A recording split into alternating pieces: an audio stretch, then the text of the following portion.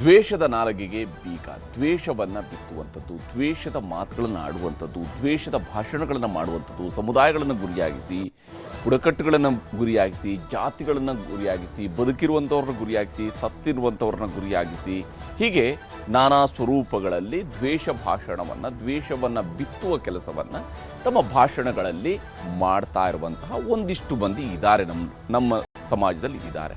ಅದು ಕೇವಲ ಒಂದು ಧರ್ಮಕ್ಕೆ ಮಾತ್ರ ಸೀಮಿತವಾದಂಥವರೂ ಅಲ್ಲ. ಬೇರೆ ಬೇರೆ ಧರ್ಮಗಳಲ್ಲಿ ಇರುವಂತಹ ವ್ಯಕ್ತಿಗಳು ಕೂಡ ಇಂತಹ ಕೆಲಸವನ್ನು ಮಾಡ್ತಾರೆ. ಕೇವಲ ಯಾವುದೇ ಒಂದು ಧರ್ಮಕ್ಕೆ ಮಾತ್ರ ಸೀಮಿತವಾಗಿರುವಂಥವ್ರು ಅಲ್ಲ ಇದರಲ್ಲಿ. ಈಗ ಇದನ್ನು ಜಾಗೃತಿಯ ಮೂಲಕವಾಗಿ ಬದಲಿಸುವಂಥದ್ದು ಒಂದು ಅವಕಾಶ ಸರ್ಕಾರ ಮಾಡಬೇಕಾಗಿರುವಂಥದ್ದು. ಜನ ಜಾಗೃತರಾದರೆ ಯಾರೂ ಕೂಡ ದ್ವೇಷ ಭಾಷಣವನ್ನು ಮಾಡೋದಕ್ಕಾಗೋದಿಲ್ಲ. ದ್ವೇಷ ಭಾಷಣ ಮಾಡಿದಾಗ ಪ್ರಶ್ನಿಸೋದಕ್ಕೆ ಸುಲಭ ಆಗುತ್ತೆ. ಆದರೆ ಅದೆಲ್ಲ ಸುದೀರ್ಘ ಕೆಲಸ, ಅಷ್ಟೆಲ್ಲ ಪುರುಸೋತು ನಮ್ಮ ಸರ್ಕಾರಗಳಿಗೆ ಇದ್ದಂಗೆ ಕಾಣ್ತಾ ಇಲ್ಲ. ಹೀಗಾಗಿ ಸುಲಭವಾಗಿ ಒಂದು ಕಾನೂನನ್ನು ತಂದು ಅದನ್ನು ನಾವು ಬಿಗಿ ಮಾಡ್ತೀವಿ ಅಂತೇಳಿ ಹೊರಟಿದ್ದಾರೆ. ಯಾವಾಗ ಕಾನೂನು ಮಾಡ್ತಾರೋ ಕಾನೂನನ್ನು ಮುರಿಯುವಂಥವ್ರು ಕೂಡ ಇದ್ದೇ ಇರ್ತಾರೆ. ಕಾನೂನುಗಳನ್ನು ಈಗ ರಚನೆ ಮಾಡೋದಕ್ಕೆ ರಾಜ್ಯ ಸರ್ಕಾರ ಆ ಕಾನೂನಿನ ಅಸ್ತ್ರವನ್ನು ಮಾಡೋದಕ್ಕೆ ಹೊರಟಿದೆ. ಆ ಮೂಲಕ ದ್ವೇಷ ಭಾಷಣಕ್ಕೆ ನಾವು ಕಡಿವಾಣ ಹಾಕ್ತೀವಿ ಅಂತ ತೀರ್ಮಾನಿಸಿದ್ದಾರೆ. ಈ ವಿಚಾರದಲ್ಲಿ ಏನೆಲ್ಲ ಚರ್ಚೆಗಳಾಗ್ತಿದ್ದಾವೆ ಹಾಗೂ ಇವತ್ತು ಕರ್ನಾಟಕದ ಅಸೆಂಬ್ಲಿ ಸೆಷನ್ನಲ್ಲಿ ಬೆಳಗಾವಿಯಲ್ಲಿ ನಡೀತಾ ಇರುವಂತಹ ವಿಧಾನಮಂಡಲ ಅಧಿವೇಶನ ಸಂದರ್ಭದಲ್ಲಿ ಯಾವೆಲ್ಲ ವಿಚಾರಗಳ ಬಗ್ಗೆ ಸದನದ ಒಳಗೂ ಕೂಡ ಚರ್ಚೆ ಆಗಿದೆ ಅನ್ನೋದನ್ನು ಈ ವರದಿ ಮೂಲಕ ತೋರಿಸ್ತಾರೆ.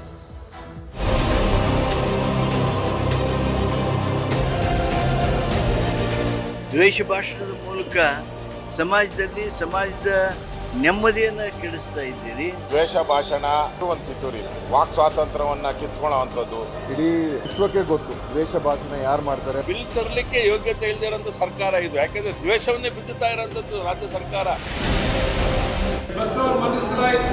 ಬೇಡ ಅಂದ್ರೂ ಮಾತಾಡಿ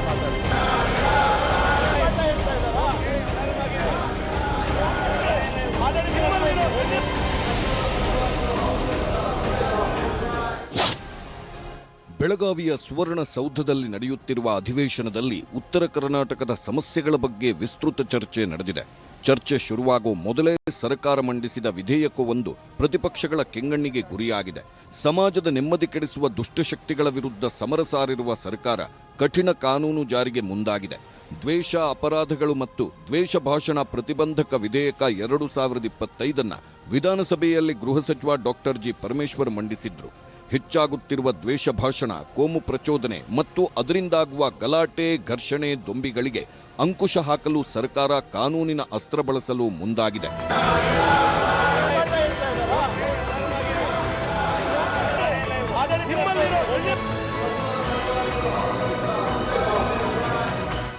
ದ್ವೇಷ ಭಾಷಣ ತಡೆಯುವ ವಿಧೇಯಕದಲ್ಲಿ ಹಲವು ಅಂಶಗಳನ್ನು ಸರ್ಕಾರ ಸೇರಿಸಿದೆ. ದ್ವೇಷ ಭಾಷಣದ ಮೂಲಕ ಸಮಾಜದಲ್ಲಿ ಅಶಾಂತಿ ಸೃಷ್ಟಿಸುವುದು ಅಪರಾಧ. ಕೋಮುಗಲಭೆ ಸೃಷ್ಟಿಯಾಗುವಂತಹ ಭಾಷಣಗಳು, ಕಾನೂನು ಸುವ್ಯವಸ್ಥೆ ಹದಗೆಡಿಸುವುದಕ್ಕೆ ಪ್ರೇರಣೆಗಳಾಗುವ ಮಾತುಗಳೂ ಕೂಡ ಮಾರಕವೇ. ಧರ್ಮಾಧಾರಿತ ದ್ವೇಷ, ಜನಾಂಗೀಯ ನಿಂದನೆ ಮಾಡಿದರೂ ಅದು ತಪ್ಪೆ. ಭಾಷೆ, ಜನ್ಮಸ್ಥಳ, ಜಾತಿ ಪದಗಳ ಬಳಸಿ ನಿಂದನೆ ಮಾಡಿದರೆ ಅಪಾಯ ಕಟ್ಟಿಟ್ಟ ಬುತ್ತಿ. ಭಾಷಣಗಳನ್ನು ಸೋಷಿಯಲ್ ಮೀಡಿಯಾದಲ್ಲಿ ವೈರಲ್ ಮಾಡುವುದೂ ಅಪರಾಧ. ಆನ್ಲೈನ್ ತಾಣ, ಟೆಲಿಕಾಂ, ಸರ್ಚ್ ಎಂಜಿನ್ಗಳನ್ನು ಹೊಣೆ ಮಾಡಲಾಗುತ್ತೆ. ಹಾಗೆ ನೋಂದಾಯಿತವಲ್ಲದ ಸಂಘ ಸಂಸ್ಥೆಗಳೂ ಹೊಣೆಯಾಗ್ತವೆ. ದ್ವೇಷ ಭಾಷಣಕ್ಕೆ ಸಹಾಯ ಮಾಡುವುದೂ ಕೂಡ ಅಪರಾಧವೇ.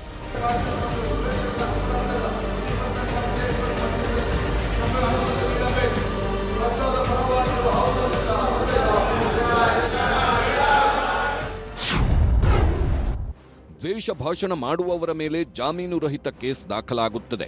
ಮೊದಲನೇ ಬಾರಿ ಮಾಡಿದ ತಪ್ಪಿಗೆ 1 ರಿಂದ 7 ವರ್ಷ ಜೈಲು ಶಿಕ್ಷೆ, 50,000 ದಂಡ ಹಾಕಲಾಗುತ್ತದೆ. ಅದು ಪುನರಾವರ್ತನೆಯಾದರೆ 2 ರಿಂದ 10 ವರ್ಷ ಜೈಲು, 1 ಲಕ್ಷ ದಂಡ ಹಾಕಲಾಗುತ್ತೆ. ಪ್ರಥಮ ದರ್ಜೆ ಮ್ಯಾಜಿಸ್ಟ್ರೇಟ್ ಮೂಲಕ ವಿಚಾರಣೆ ಮಾಡುವ ಅವಕಾಶವಿದೆ. ಎಎಸ್ಪಿ ಮಟ್ಟದ ಅಧಿಕಾರಿ ತನಿಖೆ ಮಾಡುವ ಕಾರಣಕ್ಕೆ ತಪ್ಪಿಸಿಕೊಳ್ಳಲು ಸಾಧ್ಯವೇ ಇಲ್ಲ.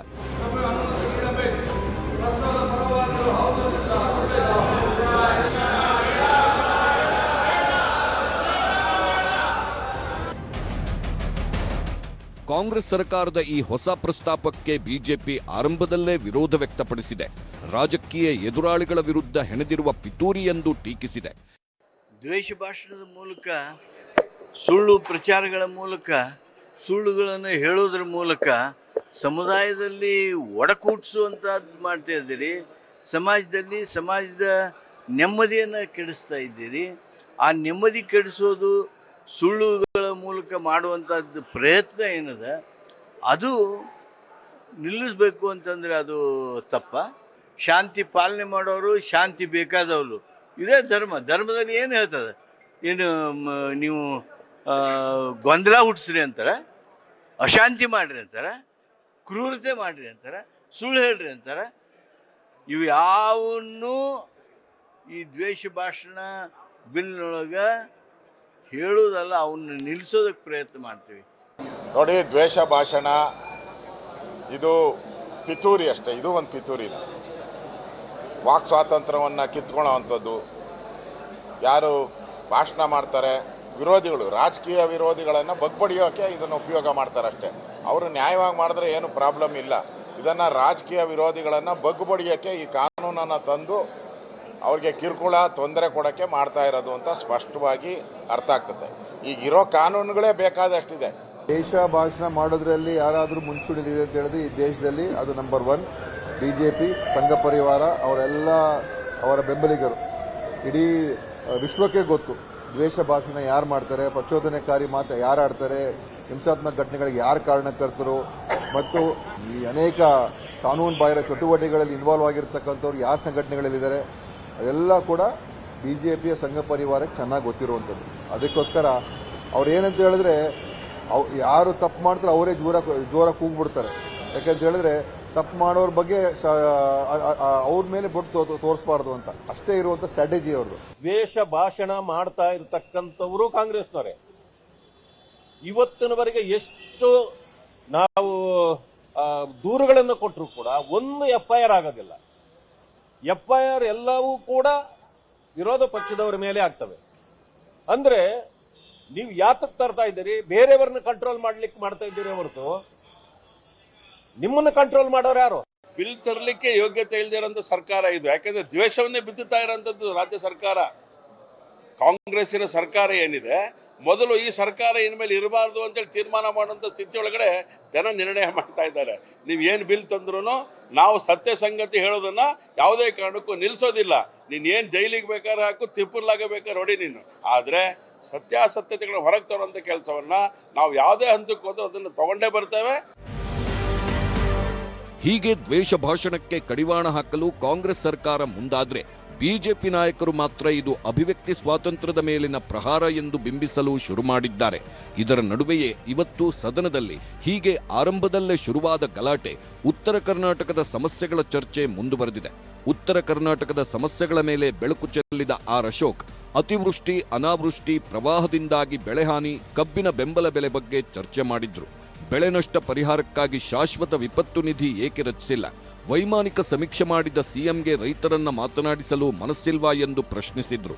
ಇದಕ್ಕೆ ಟಾಂಗ್ ಕೊಟ್ಟ ಕಂದಾಯ ಸಚಿವ ಕೃಷ್ಣ ಬೈರೇಗೌಡ ಅಂಕಿ ಅಂಶಗಳ ಸಮೇತ ಬೆಳೆ ಪರಿಹಾರದ ಮಾಹಿತಿ ಕೊಟ್ಟರು. ರೈತರಿಗೆ ಪರಿಹಾರ ಸಿಗ್ತಾ ಇಲ್ಲ, ಇದು ಸಮಸ್ಯೆ ಆಗಿರೋದು.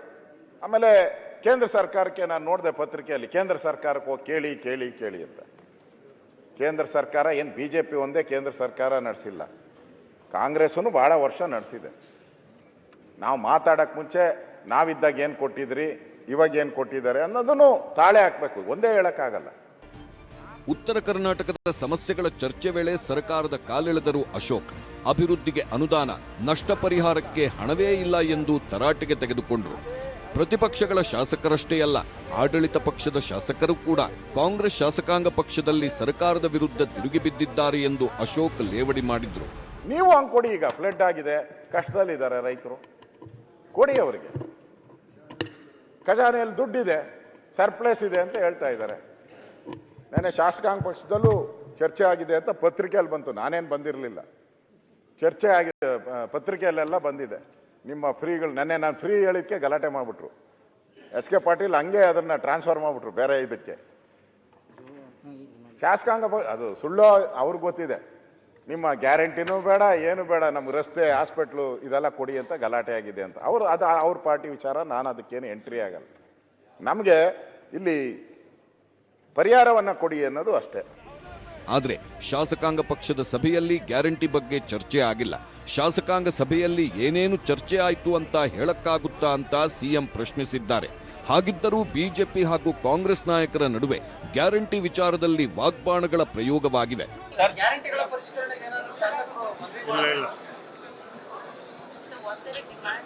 ಗ್ಯಾರಂಟಿ ಯೋಜನೆಗಳ ಬಗ್ಗೆ ಚರ್ಚೆ ನಡೆಯಲಿಲ್ಲ. ಶಾಸಕಾಂಗ ಸಭೆಯಲ್ಲಿ ಕಾಂಗ್ರೆಸ್ ಅವರೆಲ್ಲ ಹೇಳ್ತಾ ಇದ್ದಾರೆ, MLAಗಳು ಗ್ಯಾರಂಟಿ ಬೇಡ, ರಸ್ತೆ ಕೊಡಿ, ಆಸ್ಪತ್ರೆ ಕೊಡಿ, ಶಾಲೆ ಕೊಡಿ, ಮನೆಗೆ ನೀರು ಕೊಡಿ. ಇದು ಅಂದ್ರೆ ಅರ್ಥ ಆಯ್ತಲ್ಲ ನಿಮ್ಮ ಯೋಗ್ಯತೆ ಏನು ಅಂತ ಹೇಳಿ. ಚುನಾವಣೆ ಗೆಲ್ಲಕ್ಕೆ ಗ್ಯಾರಂಟಿ. ಫೀಬೀಸ್ ಇಂದನೇ ನಾವು ಚುನಾವಣೆ ಗೆಲ್ತೀವಿ ಅನ್ನೋ ನಂಬಿಕೆ ಇದ್ದಿದ್ದೆ. ನಮ್ಮ ಆಂಧ್ರದಲ್ಲಿ ಜಗನ್ ಅಷ್ಟೊಂದು ಫೀಬೀಸ್ ಕೊಟ್ಟಿದ್ದ ಅಂದ್ರೆ ಯಾರು ಕೊಟ್ಟಿರ್ಲಿಲ್ಲ ಅಷ್ಟೊಂದು. ಮತ್ತೆ ಅವ್ರು ಬರೀ 18 ಸೀಟ್ ಬರ್ತಾರೆ. ಅದರಿಂದ ಫೀಬೀಸ್ ಇಂದನೇ ಗೆಲ್ತೀವಿ ಅಂತ ಗೆಲ್ಲತಕ್ಕಂಥದ್ರಲ್ಲಿ ಫೀಬೀಸ್ ಕೊಡೋದು ಒಂದು ಅಂಶ. ಜೊತೆಯಲ್ಲಿ ಅಭಿವೃದ್ಧಿ ಕೆಲಸಗಳು ಕೂಡ ಆಗಬೇಕು. ಕರ್ನಾಟಕದಲ್ಲಿ ಕಾಂಗ್ರೆಸ್ ಪಕ್ಷ ಕೊಟ್ಟಿರ್ತಕ್ಕಂಥ ಗ್ಯಾರಂಟಿಗಳು ಇಡೀ ದೇಶಕ್ಕೆ ಮಾದರಿ ಅಂತೇಳಿ ಬೊಬ್ಬೆ ಹಾಕಿದ್ರು. ಇವರು ಕೊಟ್ಟಿರ್ತಕ್ಕಂಥ ಗ್ಯಾರಂಟಿಯನ್ನ ಪಕ್ಕದ ಆಂಧ್ರ ತೆಲಂಗಾಣದಲ್ಲೂ ಕೂಡ ಅನುಷ್ಠಾನ ಮಾಡಿದ್ರು. ಆದ್ರೆ ತೆಲಂಗಾಣ ರಾಜ್ಯದ ಪರಿಸ್ಥಿತಿ ಏನಾಗಿದೆ, ಗ್ಯಾರಂಟಿ ಇಂಪ್ಲಿಮೆಂಟೇಷನ್ ಇಂದ ತೆಲಂಗಾಣದಲ್ಲಿ ಸರ್ಕಾರಿ ನೌಕರರಿಗೆ ಸಂಬಳ ಕೊಡೋದಕ್ಕೂ ಕೂಡ ಸಾಧ್ಯ ಆಗ್ತಾ ಇಲ್ಲ ಅಂತ ಹೇಳಿದ್ದಾರೆ. ಏನು ಆದಾಯ ಬರ್ತಾ ಇದೆ ದೇವಸ್ಥಾನ ಆದಾಯವನ್ನ ಸರ್ಕಾರಕ್ಕೆ ಕೊಡಬೇಕು ಅನ್ನುವ ಪತ್ರವನ್ನ ಮುಖ್ಯಮಂತ್ರಿಗಳು ಬರೆದಿದ್ದಾರೆ, ಲಿಖಿತವಾಗಿ ಪತ್ರವನ್ನ ಬರೆದಿದ್ದಾರೆ. ಇದು ವಾಸ್ತವಿಕ ಸತ್ಯ. ಇವತ್ತು ವಾಸ್ತವಿಕ ಸತ್ಯವನ್ನ ಮರೆಮಾಚುವಂತ ಕೆಲಸ ಒಬ್ಬ ಅನುಭವಿ ಮುಖ್ಯಮಂತ್ರಿಗಳು ಇದ್ದು ಕೂಡ ಮಾಡ್ತಾ ಇದ್ದಾರೆ ಅಂತ ಹೇಳಿದ್ರೆ ಅಕ್ಷಮ್ಯ ಅಪರಾಧ. ಗ್ಯಾರಂಟಿಗಳು ಯಥಾವತ್ತಾಗಿ ನಡೀತವೆ, ಅದಕ್ಕೇನು ಹಣದ ತೊಂದರೆ ಇಲ್ಲ. ಈಗಾಗಲೇ 1,08,000 ಕೋಟಿ ರೂಪಾಯಿ ಖರ್ಚು ಮಾಡಿದ್ದೀವಿ. ಅಭಿವೃದ್ಧಿ ಕೆಲಸಗಳು ಕೂಡ ಹಣದ ತೊಂದರೆ ಇಲ್ಲ, ಅಭಿವೃದ್ಧಿ ಕೆಲಸಗಳು ಕೂಡ ನಡೀತಾ ಇದೆ. ಗ್ಯಾರಂಟಿಗಳ ಬಂದ ದಿನದಿಂದಲೂ ಕೂಡ ಗ್ಯಾರಂಟಿಗಳಿಂದ ಆರ್ಥಿಕ ವ್ಯವಸ್ಥೆ ಹಾಳಾಗಿದೆ, ಅಭಿವೃದ್ಧಿ ಕುಂಠಿತ ಆಗಿದೆ ಅಂತೇಳಿ ನಾವ್ ಹೇಳ್ತಾ ಇಲ್ಲ, ಕಾಂಗ್ರೆಸ್ನವರೇ ಪದೇ ಪದೇ ಪದೇ ಹೇಳ್ತಿದ್ದಾರೆ. ಮೊದಲು ಅವನ್ನ ನಿಲ್ಲಿಸ್ಬಿಡಿ ಅಂತ ಹೇಳಿದ್ದಾರೆ.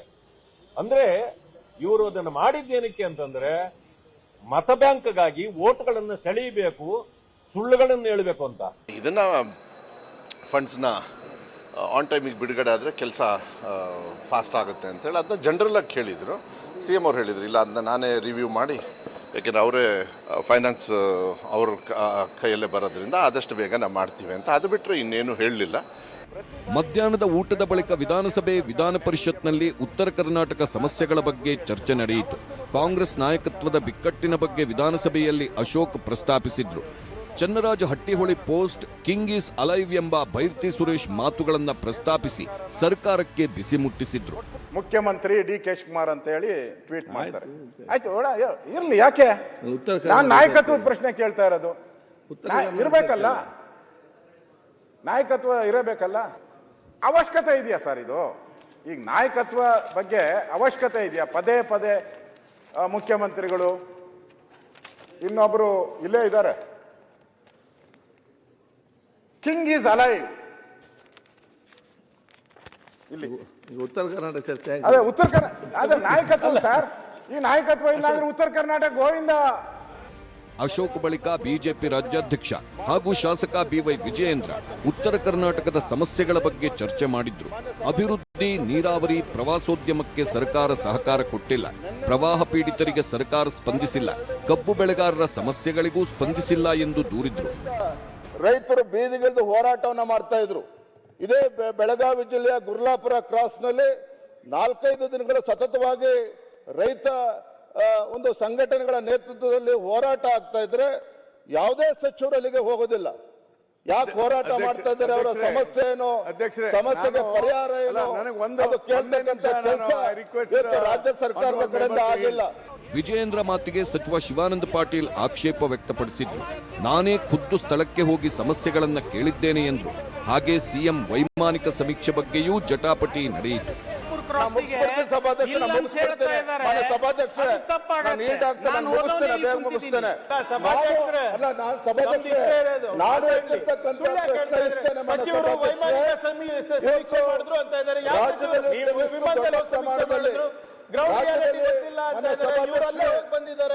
ನಾವೆಲ್ಲ ಸಚಿವರೆಲ್ಲ ಹೆಲಿಕಾಪ್ಟರ್ ಏನಿದು ಕರ್ನಾಟಕ ರಾಜ್ಯಕ್ಕೆ ಸ್ವಲ್ಪ ಇತಿಮಿತಿನಲ್ಲಿ ಹೇಳ್ಬೇಕು, ಸುಳ್ಳು ಹಿಂಗ ಹೇಳೋದು. ಮೊಲಾಸಸ್ ಇರ್ಬೋದು, ವಿಜಯೇಂದ್ರ ಭಾಷಣದ ಬಳಿಕ ಅರಸೀಕೆರೆ ಶಾಸಕ ಕೆಎನ್ ಶಿವಲಿಂಗೇಗೌಡ ಚರ್ಚೆ ಶುರು ಮಾಡಿದ್ರು. ಉತ್ತರ ಕರ್ನಾಟಕಕ್ಕೂ ಹಾಸನಕ್ಕೂ ಏನು ಸಂಬಂಧ ಎಂದು ಬಸನಗೌಡ ಪಾಟೀಲ್ ಯತ್ನಾಳ್ ಪ್ರಶ್ನಿಸಿದ್ರು. ಶಿವಲಿಂಗೇಗೌಡರ ಭಾಷಣ ವಿರೋಧಿಸಿ ಸದನದ ಬಾವಿಗಿಳಿದು ಪ್ರತಿಭಟಿಸಿದ್ರು. ನಿಮಗೆ ಇದು ಬೇಕು ಏನು ಮಾತಾಡೋದು? ಉತ್ತರ ಹಾಗಾದ್ರೆ ದಕ್ಷಿಣ ಕರ್ನಾಟಕ ದುಡ್ಡು ಬೇಡ ಅವ್ರಿಗೆ?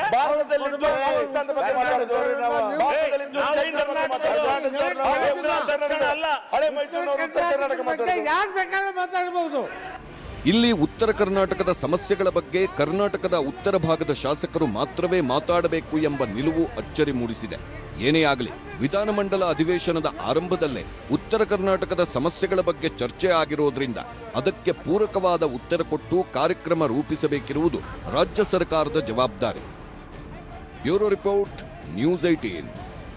ಹೀಗೆ ಸದನದಲ್ಲಿ ಬಹಳಷ್ಟು ವಿಚಾರಗಳ ಬಗ್ಗೆ ಚರ್ಚೆ ನಡೆದಿದೆ. ಅದರ ಜೊತೆಗೇ ಈ ಒಂದು ದ್ವೇಷದ ಭಾಷಣಕ್ಕೆ ಕಡಿವಾಣ ಹಾಕುವಂತಹ ಮಸೂದೆ ಮಂಡನೆಯಾಗಿದೆ. ಇದರ ಅಂಗೀಕಾರದ ಸಂದರ್ಭದಲ್ಲಿ ಏನೆಲ್ಲ ಚರ್ಚೆ ಆಗುತ್ತೆ, ಯಾವ ಸ್ವರೂಪದಲ್ಲಿ ಪ್ರತಿಪಕ್ಷ ಇದನ್ನು ಕೇವಲ ಭಾವನಾತ್ಮಕ ವಿಚಾರಗಳು ಅಥವಾ ಕೇವಲ ಇದು ಅಭಿವ್ಯಕ್ತಿ ಸ್ವಾತಂತ್ರ್ಯಕ್ಕೆ ಧಕ್ಕೆ ತರುವಂಥ ವಿಚಾರಗಳು ಅನ್ನುವಂಥ ವಿಷಯದಲ್ಲಿ ಮಾತ್ರನೇ ಇದನ್ನು ವಿರೋಧಿಸುತ್ತಾ, ಅದರ ಹೊರತಾಗಿ ಇದರಲ್ಲಿರ್ತಕ್ಕಂಥ ಅಂಶಗಳನ್ನು ಹೇಗೆ ವಿರೋಧಿಸುತ್ತೆ, ಯಾವ ಸ್ವರೂಪದಲ್ಲಿ ಅದನ್ನು ಪ್ರಶ್ನಿಸುತ್ತೆ ಅನ್ನೋದನ್ನು ಕೂಡ ನೋಡಬೇಕಾಗಿದೆ. ಕಾಂಗ್ರೆಸ್ಗೆ ವೋಟ್ ಚೋರಿ ಪಂಚನ್ನು ಕೊಟ್ಟಿದ್ದಾರೆ ಅಮಿತ್ ಶಾ. ಕೇಂದ್ರ ಗೃಹ ಸಚಿವ ಅಮಿತ್ ಶಾ ಇವತ್ತು ಸದನದಲ್ಲಿ ಉತ್ತರವನ್ನು ಕೊಟ್ಟಿದ್ದಾರೆ. ರಾಹುಲ್ ಗಾಂಧಿ ಮಾಡಿರ್ತಕ್ಕಂತಹ ಆರೋಪಗಳಿಗೆ ಎಲ್ಲದಕ್ಕೂ ಉತ್ತರವನ್ನು ಕೊಟ್ಟಿದ್ದಾರೆ. SIR ಆಯೋಗದ ಚುನಾವಣಾ ಆಯೋಗದ ಬಗ್ಗೆ ಆಕ್ಷೇಪ ಎತ್ತಿದ್ದ ರಾಹುಲ್ ಗಾಂಧಿಗೆ ಅಮಿತ್ ಶಾ ಅವರು ಟಕ್ಕರ್ ಕೊಟ್ಟಿದ್ದಾರೆ. ವಿಶೇಷವಾಗಿ ಲೋಕಸಭೆಯಲ್ಲಿ SIR ಅಗತ್ಯತೆ, ಪಾರದರ್ಶಕತೆ ಸಮರ್ಥಿಸಿಕೊಂಡಿದ್ದಾರೆ ಅಮಿತ್ ಶಾ. ಕೇಂದ್ರ ಗೃಹ ಸಚಿವರು ಸಮರ್ಥನೆಯನ್ನು ಮಾಡಿದ್ದಾರೆ. SIR ವಿಚಾರದಲ್ಲಿ ಕಾಂಗ್ರೆಸ್ ಅಪಪ್ರಚಾರ ಮಾಡ್ತಾ ಇದೆ ಅನ್ನುವಂತಹ ಆರೋಪವನ್ನು ಅಮಿತ್ ಶಾ ಮಾಡಿದ್ದಾರೆ. ಹಾಗೆಯೇ ಮುಕ್ತ ನ್ಯಾಯಸಮ್ಮತ ಚುನಾವಣಾ ಆಯೋಗದ ಕರ್ತವ್ಯ. ಹೀಗಾಗಿ ಭಾರತದ ನಾಗರಿಕರಿಗೆ ಮಾತ್ರ ಇಲ್ಲಿ ಮತದಾನದ ಹಕ್ಕಿದೆ, ಭಾರತದ ನಾಗರಿಕರಿಗೆ ಮಾತ್ರ. ಈ ಅಂಶವನ್ನು ಅವರು ಪಾಯಿಂಟ್ ಔಟ್ ಮಾಡಿದ್ದಾರೆ. ಸರ್ಕಾರದ ಅಣತಿಯಂತೆ ಆಯೋಗ ಇಲ್ಲಿ ಕೆಲಸ ಮಾಡೋದಿಲ್ಲ ಅನ್ನುವಂಥನ್ನು ಕೂಡ ಹೇಳಿದ್ದಾರೆ. ಯಾಕಂದರೆ ಭಾರತದ ಚುನಾವಣಾ ಆಯೋಗಕ್ಕೆ ಕಾನೂನಿನ ರಕ್ಷಣೆಯನ್ನು ನೀಡಿದ್ದೇವೆ, ಆ ಸ್ವರೂಪದಲ್ಲಿ ಅದು ಕೆಲಸವನ್ನು ನಿರ್ವಹಿಸ್ತಾ ಇದೆ ಅನ್ನುವಂಥದ್ದು ಅಮಿತ್ ಶಾ ಅವರ ಪ್ರತಿಪಾದನೆ ಆಗಿತ್ತು. ಇದೇ ಸಂದರ್ಭದಲ್ಲೇ ಅವರು ಗಾಂಧಿ ಕುಟುಂಬದ ವಿರುದ್ಧವೂ ಕೂಡ ತೀವ್ರ ವಾಗ್ದಾಳಿ ನಡೆಸಿದ್ದಾರೆ. ದೇಶದಲ್ಲಿ ಮೊದಲ ಮತಗಳ್ಳತನ ಮಾಡಿದ್ದು ಜವಾಹರ್ಲಾಲ್ ನೆಹರು ಅಂತ ಅವರು ಉಲ್ಲೇಖವನ್ನು ಮಾಡಿದ್ದಾರೆ. ಹಾಗೆಯೇ ಇಂದಿರಾ ಗಾಂಧಿ ಅವರಿಂದ ರಾಯ್ಬರೇಲಿಯಲ್ಲಿ ಮತಗಳ್ಳತನ ಆಗಿತ್ತು, ಅದೇ ಕಾರಣಕ್ಕಾಗಿ ಅವರ ಸಂಸದ ಸ್ಥಾನ ಹೋಯಿತು ಅನ್ನುವಂಥ ವಿಚಾರಗಳು. ಕಾಂಗ್ರೆಸ್ ಪ್ರಧಾನಿಗೆ ಕಾನೂನಿನ ರಕ್ಷಣೆಯನ್ನ ನೀಡಿತ್ತು ಅನ್ನುವಂಥದ್ದನ್ನು ಅವರು ಉಲ್ಲೇಖ ಮಾಡಿದ್ದಾರೆ. ಮತ್ತು ವಿಶೇಷವಾಗಿ ಸೋನಿಯಾ ಗಾಂಧಿ ಅವರ ವಿಚಾರವನ್ನು ಪ್ರಸ್ತಾಪಿಸಿದ್ದಾರೆ. ಸೋನಿಯಾ ಗಾಂಧಿ ಪೌರತ್ವ ಪಡೆಯುವ ಮೊದಲೇ ಮತದಾನವನ್ನು ಮಾಡಿದ್ದರು, 1980ರಲ್ಲಿ ಅವರು ರಿಜಿಸ್ಟರ್ ಮಾಡ್ಕೊಂಡಿದ್ರು ಅನ್ನುವಂಥದ್ದು ಬಹಳ ಮುಖ್ಯವಾಗಿ ಚರ್ಚೆ ಆಗ್ತಾ ಇರುವಂಥ ವಿಷಯ. ಅಕ್ರಮ ಮತದಾನಗಳನ್ನು ತಡೆಯಲೆಂದೇ SIR ಅನ್ನು ತರಲಾಗಿದೆ ಅನ್ನುವಂಥದ್ದನ್ನು ಅಮಿತ್ ಶಾ ಅವರು ಹೇಳಿದ್ದಾರೆ. ಅಮಿತ್ ಶಾ ಅವರ ಮಾತುಗಳನ್ನು ನಿಮಗೆ ತೋರಿಸ್ತೀನಿ. सदन को और देश की जनता को कहना चाहता हूं, क्या कोई भी देश का लोकतंत्र सुरक्षित रह सकता है जब देश का प्रधानमंत्री और राज्य का मुख्यमंत्री कौन हो वो घुसपैठिए तय करेंगे? एक से ज्यादा जगह पर वोट होना चाहिए मान्यवर, एक से ज्यादा जगह पर वोट होना चाहिए. ये SIR और कुछ नहीं है, मतदाता सूची का शुद्धिकरण है. मैं मानता हूं इससे कुछ दलों के राजनीतिक स्वार्थ आहत होते हैं. मुझे उन दलों के प्रति एक प्रकार से अनुकंपा भी है, क्योंकि देश के मतदाता तो वोट देते नहीं हैं. ये थोड़े विदेशी दे देते थे, वो भी चले जाएंगे. ಹೀಗೆ ಅಮಿತ್ ಶಾ ಅವರು ತೀವ್ರ ವಾಗ್ದಾಳಿಯನ್ನು ನಡೆಸ್ತಾ ಇದ್ರೆ ಕಲಾಪವನ್ನು ಕಾಂಗ್ರೆಸ್ ಅವರು ಬಹಿಷ್ಕರಿಸಿದ್ರು, ವಾಗ್ದಾಳಿಯನ್ನು ನಡೆಸಿದ್ರು. ಅಮಿತ್ ಶಾ ಮಾತುಗಳಿಂದ ಸಿಟ್ಟಾದಂತಹ ಕಾಂಗ್ರೆಸ್ ಸದಸ್ಯರು ಅವರು ಮಾತನಾಡುವಂತಹ ಸಂದರ್ಭದಲ್ಲಿ ಆಕ್ಷೇಪಗಳನ್ನು ಪದೇ ಪದೇ ಎತ್ತುವುದಕ್ಕೆ ಶುರು ಮಾಡಿದ್ರು. ಆದರೆ ಯಾವಾಗ ಸಭಾಧ್ಯಕ್ಷರು ಅದಕ್ಕೆ ಅವಕಾಶವನ್ನು ಮಾಡಿಕೊಡ್ಲಿಲ್ವೋ, ಪ್ರತಿಪಕ್ಷಗಳ ಮಾತನ್ನು ಸ್ಪೀಕರ್ ಓಂ ಬಿರ್ಲಾ ಅವರು ಕೇಳದೇ ಇದ್ದಾಗ ಅವರ ವಿರುದ್ಧ ಸಿಟ್ಟಾದರೂ ಪ್ರತಿಪಕ್ಷದ ಸದಸ್ಯರು ಕಲಾಪ ಬಹಿಷ್ಕರಿಸಿ ಹೊರ ನಡೆದಿದ್ದಾರೆ. ಕಾಂಗ್ರೆಸ್ನ ಸಂಸದರು ಇವತ್ತು ಸಂಸತ್ನಲ್ಲಿ ಕಾಂಗ್ರೆಸ್ ಸಭಾತ್ಯಾಗದ ಬಳಿಕವೂ ಕೂಡ ಅಮಿತ್ ಶಾ ತೀವ್ರ ವಾಗ್ದಾಳಿಯನ್ನು ಕಾಂಗ್ರೆಸ್ ವಿರುದ್ಧ ಹಾಗೂ ಪ್ರತಿಪಕ್ಷಗಳ ವಿರುದ್ಧ ಮುಂದುವರಿಸಿದ್ದಾರೆ ಮತ್ತು SIR ಅನ್ನು ಬಲವಾಗಿ ಪ್ರತಿಪಾದನೆ ಮಾಡ್ಕೊಂಡಿದ್ದಾರೆ. ಆದರೆ ಇಲ್ಲಿ SIR ನಡೆಯುವಂಥದ್ದು ಸರಿ, ಅದು ಮತದಾರರ ಪಟ್ಟಿಯ ಶುದ್ಧೀಕರಣ ಅಂತ ಹೇಳಿ ಸರ್ಕಾರ ಸಮರ್ಥಿಸ್ಕೊಳ್ತಾ ಇದೆ. ಪ್ರತಿಪಕ್ಷ ಅದು ಮತಗಳ್ಳತನದ ಪ್ರಕ್ರಿಯೆ, ಅದನ್ನು ಕಾನೂನಾತ್ಮಕಗೊಳಿಸುವ ಪ್ರಕ್ರಿಯೆ ಅಂತ ಹೇಳ್ಕೊಂಡು ಪ್ರತಿಪಕ್ಷದವರು ಆರೋಪವನ್ನು ಮಾಡ್ತಾ ಇದ್ದಾರೆ. ಈ ಆರೋಪ ಪ್ರತ್ಯಾರೋಪಗಳು ಇವೆರಡೂ ಕೂಡ ನಡೀತಾ ಇದ್ದಾವೆ. ಆದರೆ ಸರ್ಕಾರ ಬಲವಾಗಿ ಸಮರ್ಥನೆ ಮಾಡಿಕೊಂಡಿದೆ. ಮತ್ತು ಇವತ್ತು ಉತ್ತರವನ್ನು ಕೊಡುವಂತಹ ಸಂದರ್ಭದಲ್ಲೂ ಕೂಡ ಅಮಿತ್ ಶಾ ಬಹಳ ಪರ್ಟಿಕ್ಯುಲರ್ ಆಗಿ ಕಾಂಗ್ರೆಸ್ ವಿರುದ್ಧ ತೀವ್ರ ಸ್ವರೂಪದ ವಾಗ್ದಾಳಿಯನ್ನು ನಡೆಸಿದ್ದಾರೆ. ಇದಾಗಿತ್ತು